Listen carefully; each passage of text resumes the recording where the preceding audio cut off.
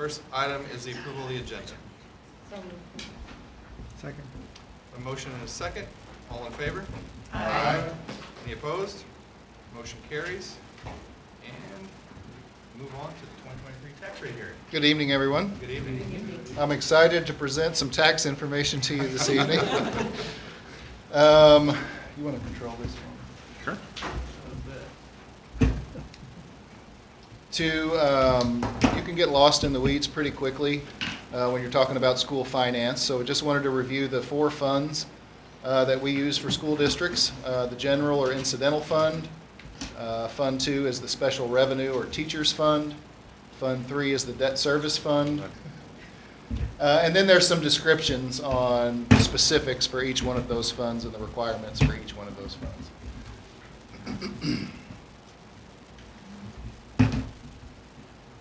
Okay. The tax rate hearing was posted to those locations, and that was the actual document that was posted more than a week ago. This is a blow-up of that document, talking about real estate, personal property, tax increment financing, and assessed valuation. So if we look at the top line, from last year to this year, $707 million to $743 million, that's an increase in assessed valuation of real estate of $35,381,180. Personal property was relatively stable. It increased $279,220 for a combined total of a $35,670,408 increase to the combined real estate and personal property. You can see there where the tax increment financing was taken out. Last year it was $621,000. This year almost $980,000. And then we have totals for assessed valuation. That difference between last year and this year is $35,311,000. And then you can see new construction, again, was very, very strong. Last year we had $8.8 million, and this year $9.6 million, which is a difference of about $800,000. Okay, so breakdown. You'll see the four funds in the column on the left. And I want everyone to keep in mind this assumes a 100% collection rate. So if we look at last year, it was 2.9117, and that generated just over $24 million. We are proposing this year, we increase slightly, 2.9150, which will generate just over $25 million. Notice the teachers fund is zero both years. The debt service fund will remain the same we're proposing it'll remain the same at 44 cents. And then the capital projects fund, we've been putting 5 cents in there the last several years, and we would propose that we continue that. Yes. To break it down, I've got a 4-year history here, and I know it's a little hard to see. Last year was 2.9117. The proposal for this year is 2.9150. That is really the only change from last year to this year. That's an increase of 0.0033, which is 33 ten-thousandths, or a third of a cent. And you can see the total tax rate in red and enlarged, 3.4050 up from 3.4017. All of these calculations come from the state auditor's office calculation sheets. We download that. We insert all of our figures. We work with LJ Hart to make sure our figures are correct. I have submitted this information to the state auditor's office, and they have verified it. I did want to talk about a couple more. Debt service is the same. Capital projects is the same. Collection rate. This has been a bit challenging the last 3 years. Our county assessed valuation more than doubled several years ago. And so in 2021, with a 100% collection rate, we would have received just over $27 million. That actual collection rate ended up being 66%. So that total was $17.9 million. Last year, We were anticipated to receive a little over $28 million. We had an actual collection rate of 63%, again, for just under the prior year, $17.9 million. This year, I was a little more hesitant this year, going from a 66% down to a 63% collection rate. Wasn't as stable as I wanted it to be, so I estimated our collection rate at 62% this year, and that would generate $18.318560 million. Another thing to highlight is the reason our collection rate used to be 94-95% is reduced so much is because of the protested taxes in our county. I thought it was important to look at 21, 22, and 23 and see exactly what those numbers were. You can see Lafarge-Holcomb has started protesting in 21, 8.4 million, 8.9 million, and 9 million. Mississippi Lime started protesting in 22, 714,000, 627,000, and then Lawas North America this year with 54,830. You can see the totals there. We have a total in escrow of 27,800,000. That's a significant amount of money that the district is not receiving. Several years ago, Dr. Fleeg put a facilities committee together to talk about continued updates, whether it be roofing or HVAC or expanded facilities or upkeep on facilities. We have a good committee there. They put together a solid plan. A lot of those things have to be put on the back burner until we figure out what's going to happen with the Wholesome and now Mississippi Lime and Lawas North America tax protests. Another thing to keep in mind is the legal fees. I had Crystal Roth pull some numbers from our general ledger because I was curious, and I think the question has come up before about how much we've spent in legal fees over the past couple of years. We have to burden 75% of those legal fees because we would receive 75% of the proceeds. So in 21-22, the district spent $242,000 on legal fees associated with these protests. In 22-23, the district spent $226,000. So that's right at $500,000 in 2 years. I think Dr. Fleeg estimated from what she heard it was going to be somewhere in the neighborhood before it was over of $2 to $3 million, and we're on track for that. So we have to keep that in mind as we continue to be fiscally responsible and try to put some money aside for those legal fees. I also took the lead from Dr. Fleeg and put together some tax rate comparisons for residential, commercial, agricultural, and agricultural properties. If you'll, no, you can't click.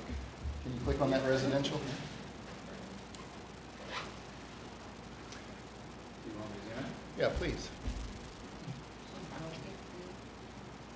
So I started at $100,000, and the residential assessment rate is 19%.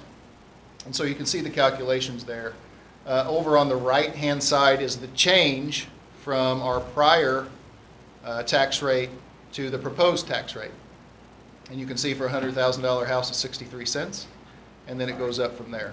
So I wanted to provide both the board and the community with just some understanding of what that third of a cent increase will do for a $100,000 residential property, and it goes all the way up to $1 million there. I did the same thing for commercial, and I did the same thing for agricultural. So if you'll pull those up briefly.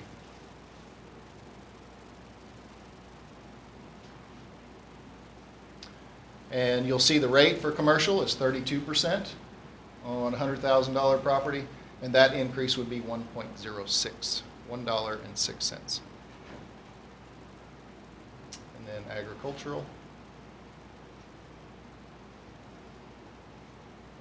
12% rate for agricultural, and is that 40 cents over there, Lance? Yes. So just some information for the community so that they could know in general what that increase in their taxes would be. That's entirely too small to explain. This goes into, let me see if I can summarize it for you. Oh, I don't have it here. This goes into the differences that the district can anticipate, the increase in money that the district can anticipate. And what is that number down there at the bottom? 17,754 is the estimated increase in what we would receive comparing last year to this year at that 62% collection rate versus 63% collection rate last year. What I am proposing this evening is that we have a tax rate of 3.4050. That would mean that Fund 1 would receive 2.9150 cents, Fund 2, 0, Fund 3 remains constant at 44 cents, and Fund 4 would be consistent with what we've done in the past at 5 cents. Did need to mention that a couple years ago, the community passed Prop SG, and we made a commitment to the community that we would not increase that 44 cents debt service tax levy, and the state auditor's office said that we could increase that about 0.0046 cents and increase our debt service levy to that. But the district is committed to keeping our word to our community and keeping that at 44 cents. So my recommendation would be to keep that at 44 cents.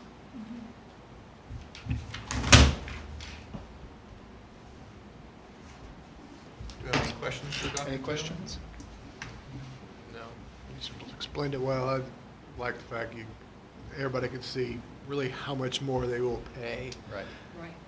Boy, in the grand scheme of inflation, that's not much.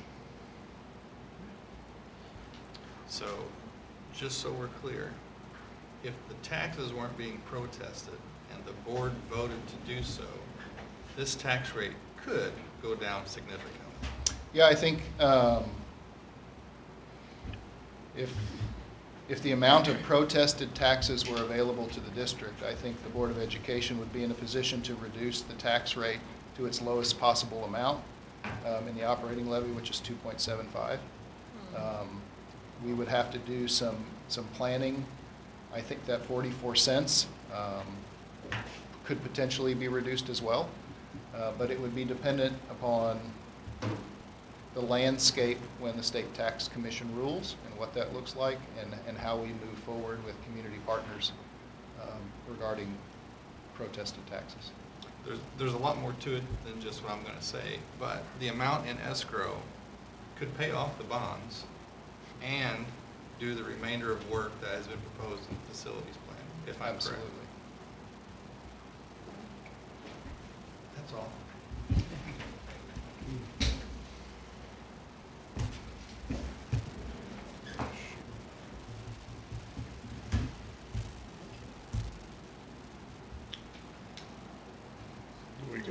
We don't vote till later. No, we're just going to adjourn. The tax rate is set during the Oh, meeting, okay.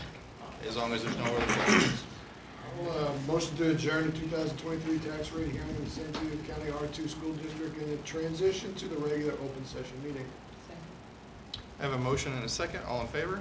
Aye. Any opposed? Motion carries. All right, so we will go to open session now, and we will begin with the Pledge of Allegiance. If you'd all stand. I pledge allegiance to the flag of the United States of America and to the republic for which it stands, one nation, under God, indivisible, with liberty and justice for all.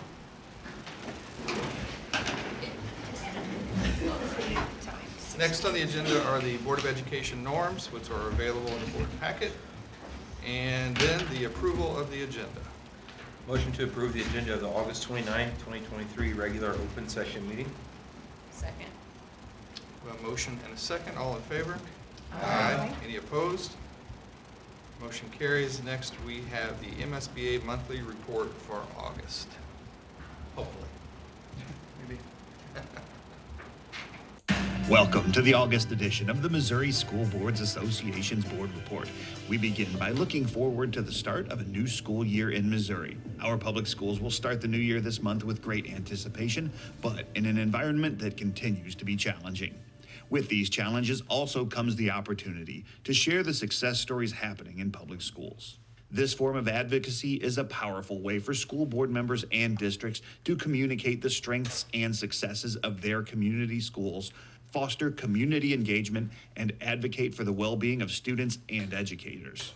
Our schools are filled with success stories, tales of students excelling and overcoming challenges, teachers going above and beyond, and innovative programs that set our public education system apart. MSBA's It's Our Why campaign is focused on helping schools share the outstanding accomplishments going on in public education through social media, websites, and other avenues, promoting the belief that Missouri students are not just the beneficiaries of our efforts, they are our why.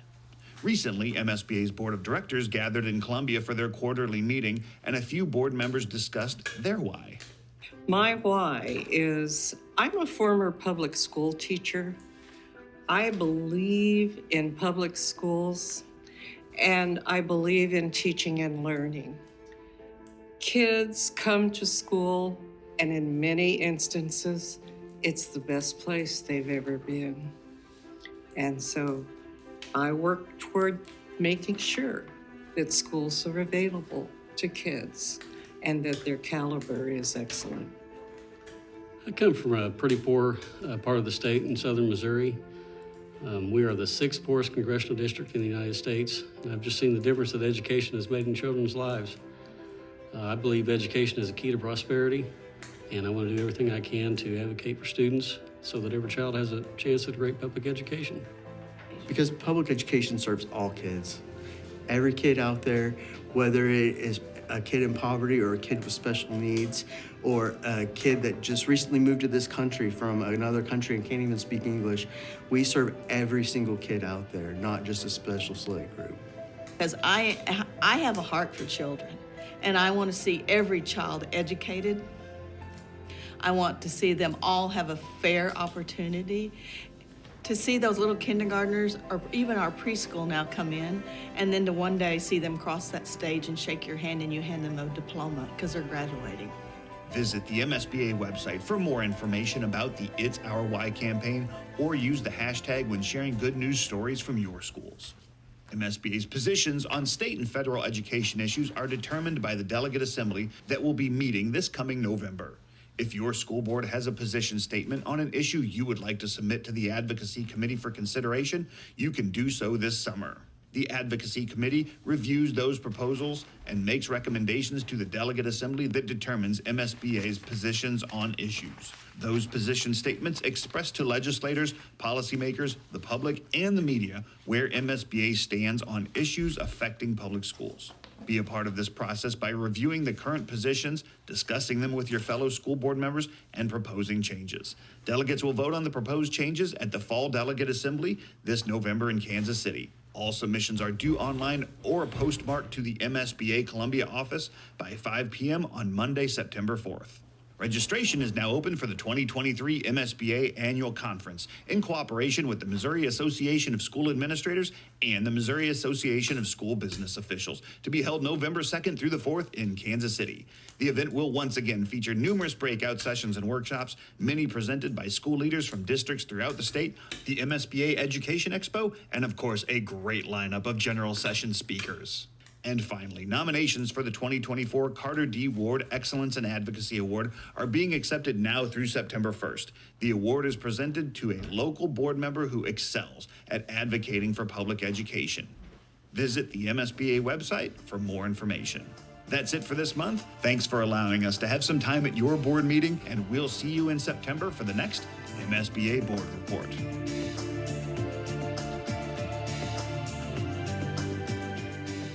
Can I add something to this? When they were talking about the good news story, we have really got to send some things in. I know our district has got many, many different good stories. And all we have to do is turn them in, because what they do then they put it on their website, and all the other school districts get to see that. So I want to be the best. I want to be. I want our school to be the best recognized. Put it that way. So, if anybody's got anything, just please let them know. Thank you. All right. Next on the agenda is the consent agenda. Motion to approve the consent agenda items as presented. Second? We have a motion and a second. All in favor? Aye. Any opposed? Motion carries. Next, we have guidelines for public participation. Board members and administrators will listen to concerns and respond when appropriate by mail or telephone at a later date. In order to speak during public participation, a public comment form must be filled out and submitted to the board president prior to the beginning of the meeting. Per policy BDDH-1, public participation at board meetings, the following rules apply to the public comment portion of the meeting. Public comment period will not exceed 15 minutes. No individuals will be permitted to speak more than once during the period. Each speaker will be allotted no more than 5 minutes. The discussion will be limited to items on the posted agenda.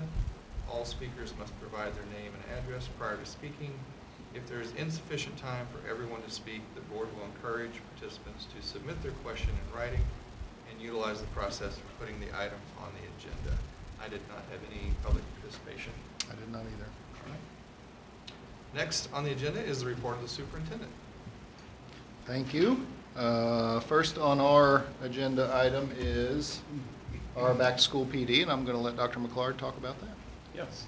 So we kicked the year off with new teacher PD August 7th through 9th. I think every year we're taking feedback and re-examining how to make it a little bit better and make tweaks on it.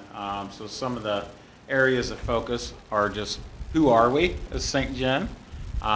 What's our tradition? What are our values? How do we operate? Tenets of the PLC, a professional learning community, whether it was explicitly talked or talked on the peripherals, just the collaboration and the growth mindset and looking at student data, just reiterating like those are our practices as educators. And then, as I said, growth mindset, just having that knowledge that just like what we expect for our students, we're here, but we can always get better. What's our next step? Or if something's frustrating and it's hard, I'm not there yet. So what do I need to do next? And understanding that education, sometimes I think we want to make it a finish line, say, okay, I've got there. But understanding in education, things are always evolving, things are adapting, as we know with like the AI. But we know that we're constantly going to be learning and improving our craft. So even if we've been teaching for 28 years, that there's something for us to learn. Back to school PD. We had professional development with our teachers the 14th, 15th, and 17th. On the 14th and 15th, I believe we had everyone, so we were able to provide PD for different factions. We try to differentiate as much as we can. Sometimes that gets a little tedious and a little confusing, so we tried to do that to the best of our ability. But some of the focus this year was literacy, competency-based learning, as you know, with our system design zone and our involvement in that. Collaboration, just having the opportunity to talk to colleagues and learn from them.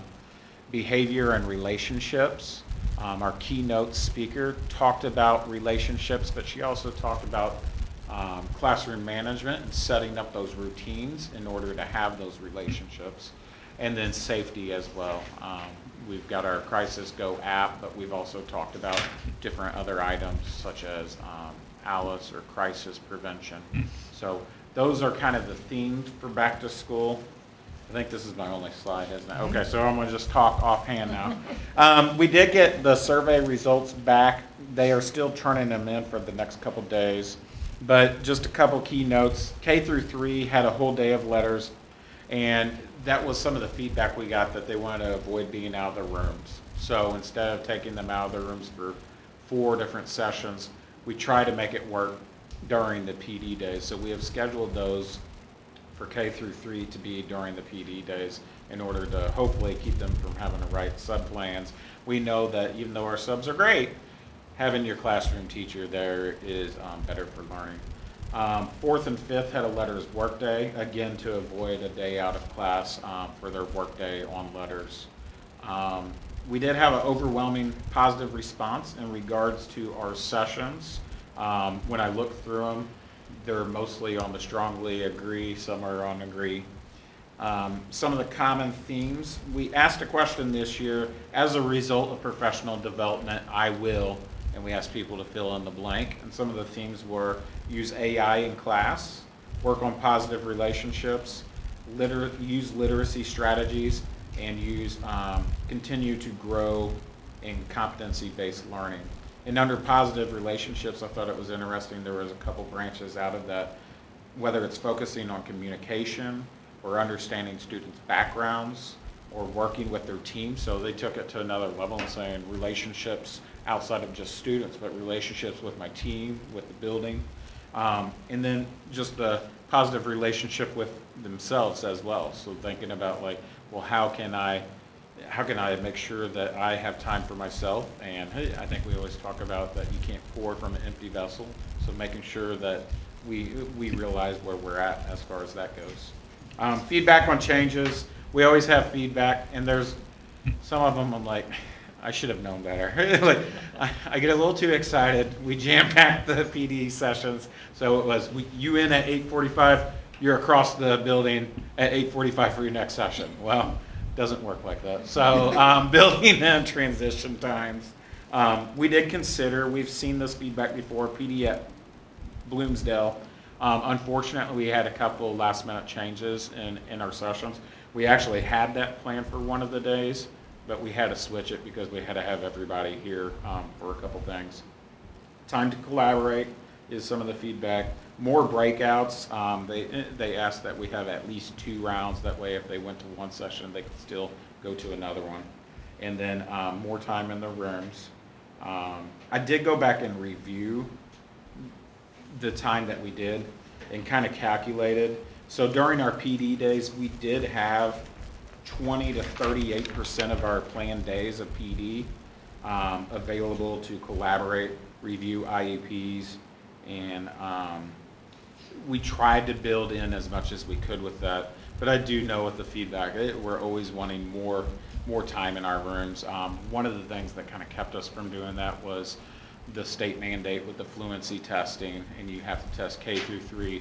So unfortunately, K through 3 had to learn how to use the new assessment, which was a 3-hour training that was built into that. So 3 hours of virtual training took away from some of our initial plans. So overall, that's what I have for you. Do you have any questions?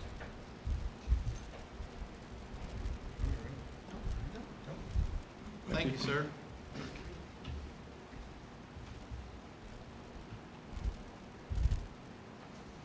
Oh, I'm sorry, still me. 7B is DESE's annual determination of IDEA. We received a letter from the Department of Elementary and Secondary Education indicating that we once again received a score of 4 out of 4. We do have a couple areas of focus that we're going to work on. The 10 categories are there below. Audit findings, timely accurate data, graduation rate, dropout rate, and those are the 2 that we need to work on. We lost a couple points. I think 1 point in graduation rate and a couple points in dropout rate. Those are hard to control and hard variables to predict, but we are going to try to focus on those. Assessment participation, assessment proficiency, disproportionality, initial evaluation timelines, Part C and Part B transition timelines, and secondary transition planning. So we're very proud that our district again received a 4. We received a 4 last year, and very proud to announce that we received a 4 determination again. 7C is handbooks. There's a link to the handbooks there, and you all have access to those handbooks. They're not here for approval. They're just here so that you can peruse them at your leisure. There's quite a few of them in that folder, so enjoy. Well, and even adding to that, all parents, now this is when my kids were in school, all parents was to read that with their kids, and they both signed it. Is that how it's done? Handbooks are provided to all families. And they're all signed and they're all read. They are available in public district I will documents. tell you that if I do, somebody ever comes to me, I always tell them, you did sign that paper and you did read it, didn't you? Sometimes they don't answer me, but. They sign the parent-teacher. Yeah. Compact. I think yeah. I know. That they did review it. Yeah, my kids, I better not ever be on the other side, right? And with that, that's the end of my report. Thank you. Okay. Next, we have unfinished business and the Prop SG update. Okay, so we've got an update on Prop SG. Bloomsdale Elementary is completed. KRJ sent the completion documents to us this week. So we're very happy with that, and every time I get to be out there and see that facility, it's 1,500 square foot entryway, secure entryway, has the secretarial offices right behind 2 windows. It also has some additional office space, and then the office space that used to be housed by our secretaries has been refurbished. So I think Bailey's got a couple pictures on here for us. That sign out front is a really good place to take pictures.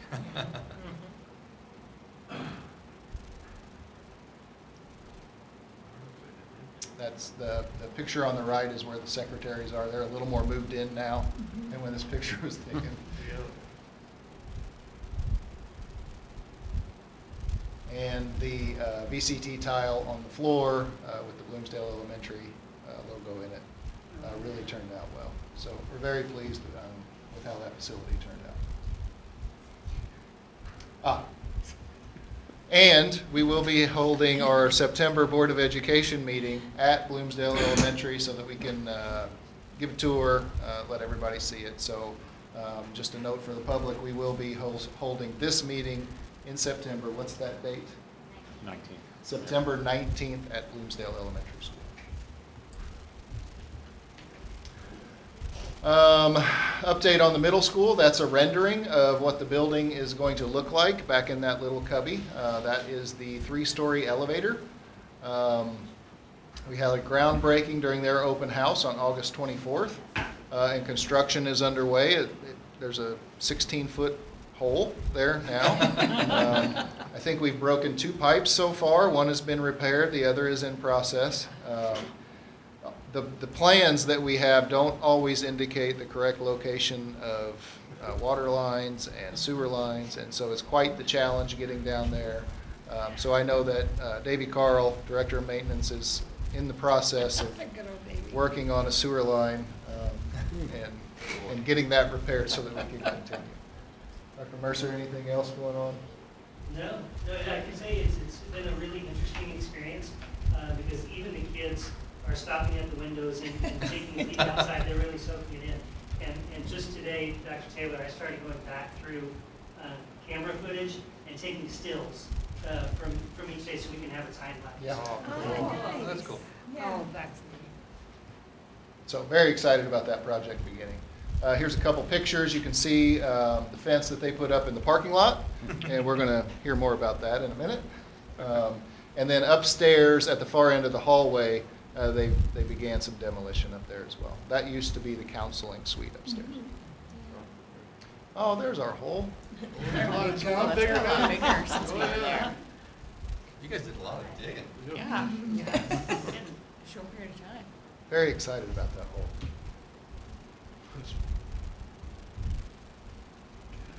The Early Childhood Center, site work is planned to go out to bid on September 12th. We've split that project up into 2 separate bid packages. The site work bid is going to go out on September 12th, and then that's going to take a significant amount of time. There's a significant amount of dirt work to do out there. Hopefully that'll begin in October, a couple weeks after the bids come in, or a week or 2 after the bids come in. The plans for the Early Childhood Center are pretty much solidified. There could be minor tweaks. Taylor Engineering is working with KRJ to finalize the placement of that building to balance moving dirt with leveling it off and what is the cost-benefit analysis of that. So they're finalizing that as we speak and have been for the last couple of weeks.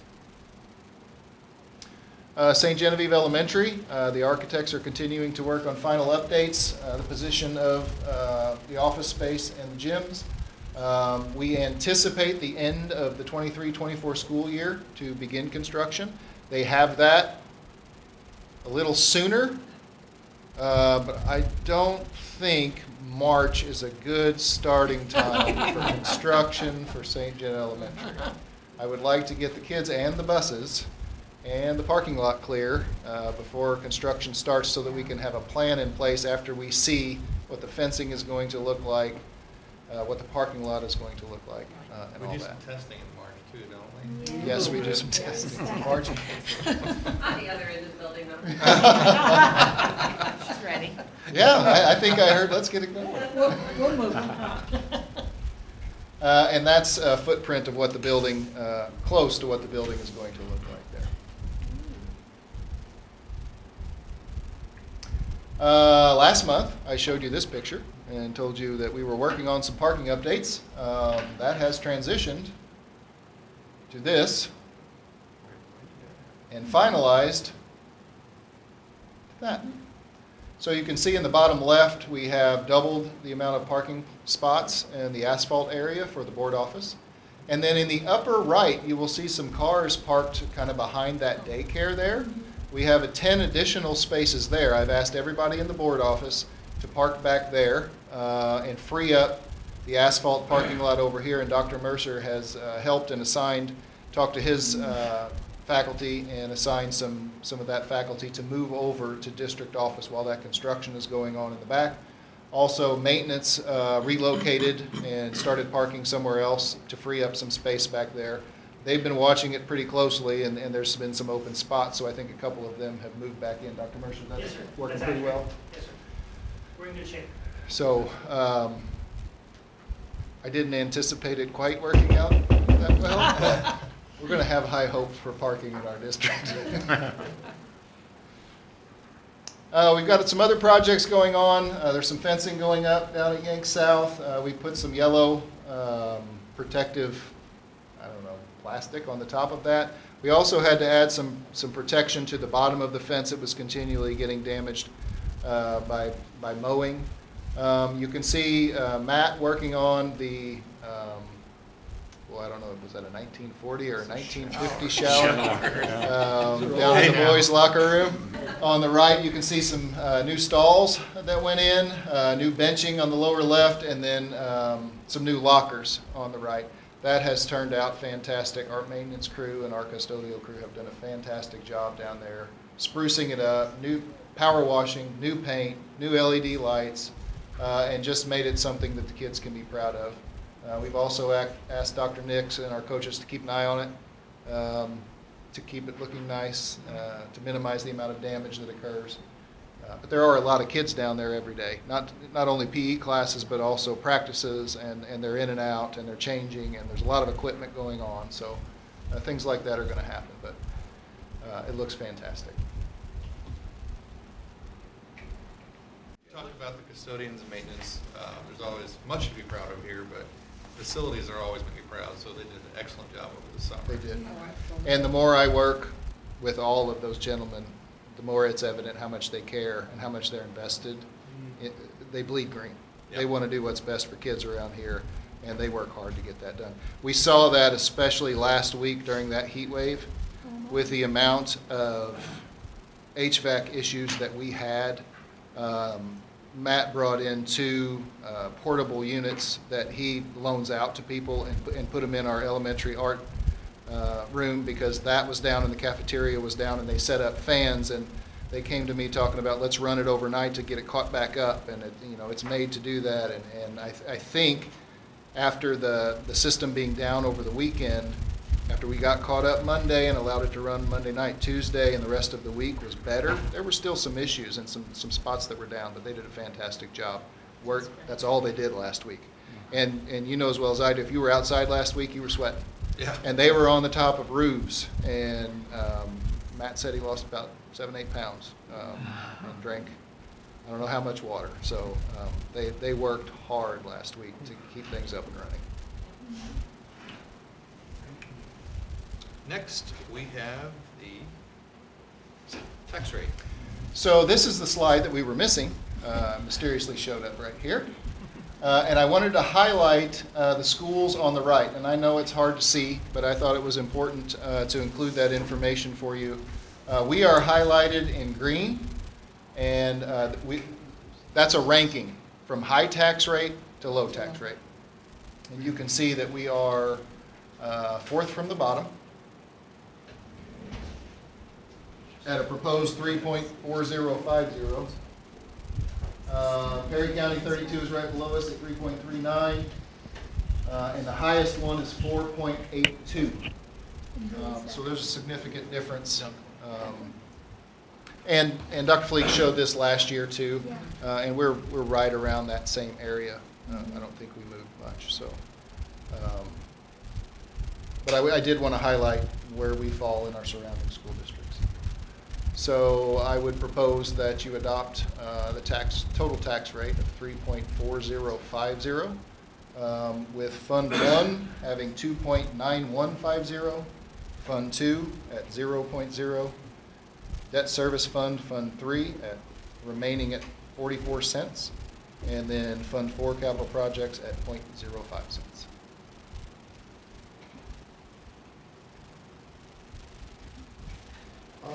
Motion to set the operating levy at 2.9650 and a debt service levy of 0.44 for a total levy of 3.4050 for the 2023-24 school year.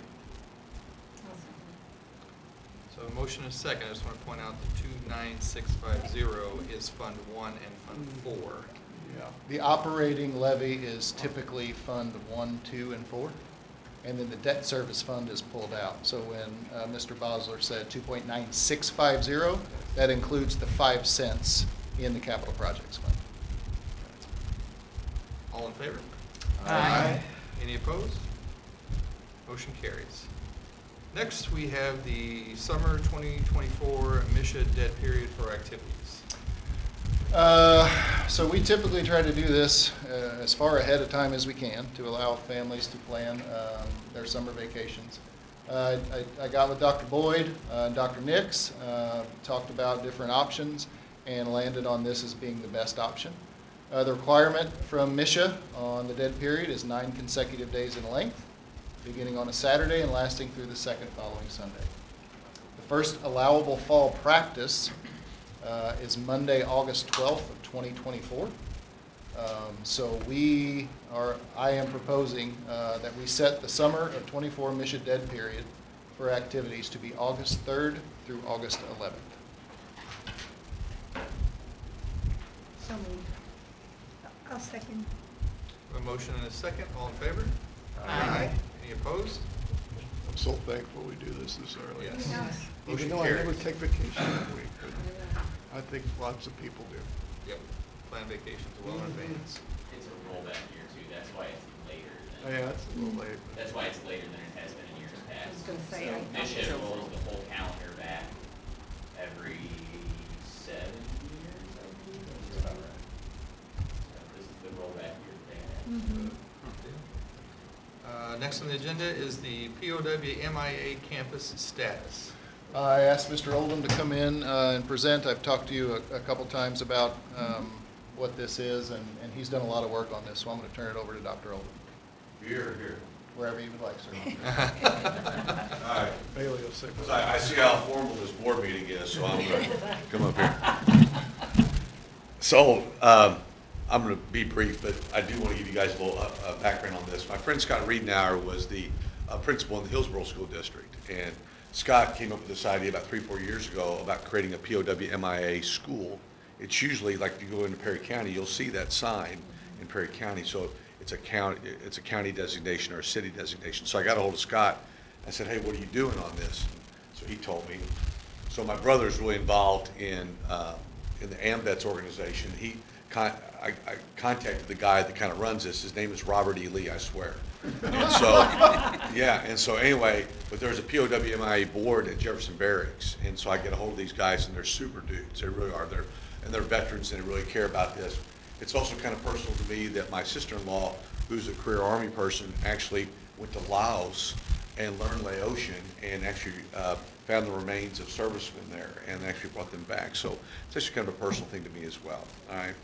But on the other hand, though, we've got to make it practical to do something where you know, after I'm gone, it's just still going to be something viable that the district can do that's going to take a whole lot of time. And this is something that Dr. Taylor and I talked about. And so as a result, really this is what we're going to do, all right? And I think this makes a lot of sense. So when you walk into any one of our 4 buildings, you're going to see a sign, the POW/MIA designated school sign, all right? So everybody will notice that.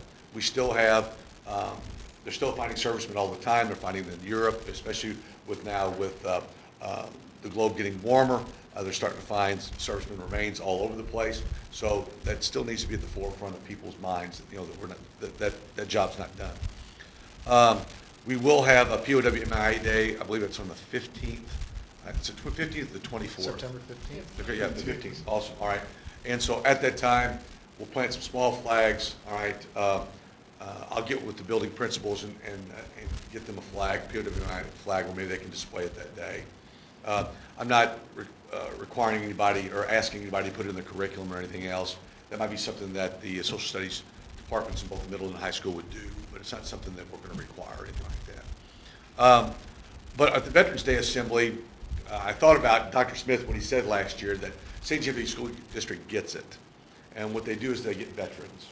And so what we're going to do is we're going to have a chair that is draped with the POW/MIA flag, and that will always be part of the Veterans Day Assembly. And that will be a yearly thing.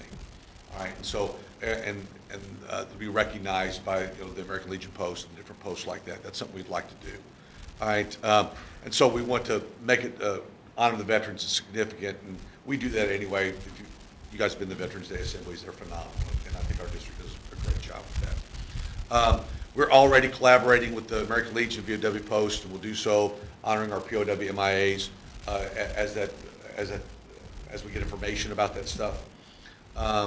There is an annual donation to the POW/MIA Museum that can come from private funds. I'm going to donate that as long as I can. It's just something I'm going to do. I feel like it's important. I think it's $100 a school, all right? So that's something that Shelley and I talked about. I think that's important. We'll explore the possibility of working with the city and county officials later on to become a POW/MIA county and city. I think that's something that we should pursue, especially with the emphasis on veterans here in St. Genevieve County and St. Genevieve City as well. So we're really excited to collaborate with the Jefferson Barracks POW/MIA Museum. There's actually a POW/MIA museum, the actual official federal one is in Andersonville, Georgia, which is where it's a famous Confederate POW camp that was like infamous, I should say, not famous, it's really bad.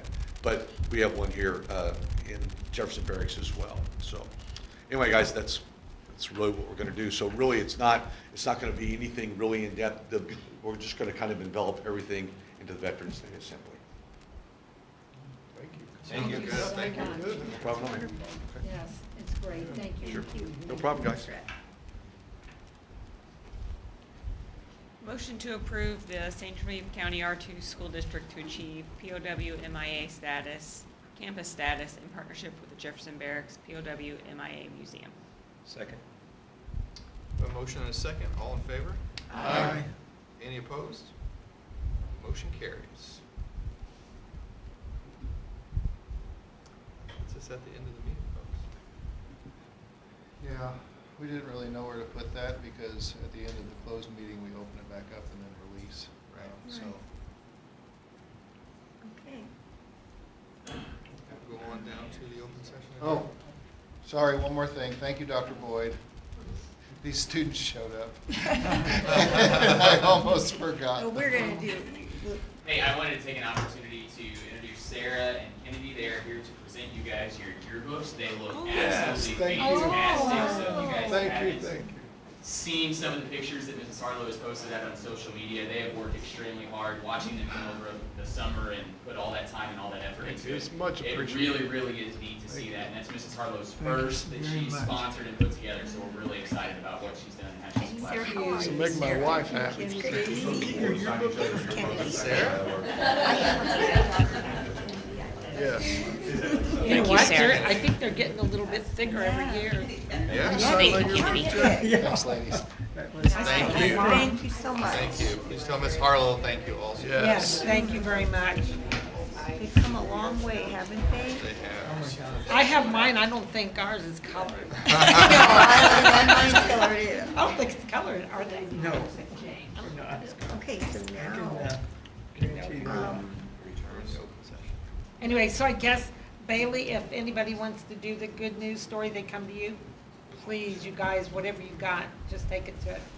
Yep, they can They either wanna- email me, or we've got a good news submission Google form, that they can put in a couple sentences and upload a photo, or if it's an upcoming event, they can go in and say, hey, this is when we're having an event, love if you could be there, and then one of us will try to show up and kind of get some photos and get some information. Correct. I think it would be neat for the special needs, their coffee. They still have the coffee. I just love that idea. I don't know, you guys, every time I go to these meetings, I tell them all our good stuff. Yes, we could. See, we could, yes. So anything you guys got, make sure you send.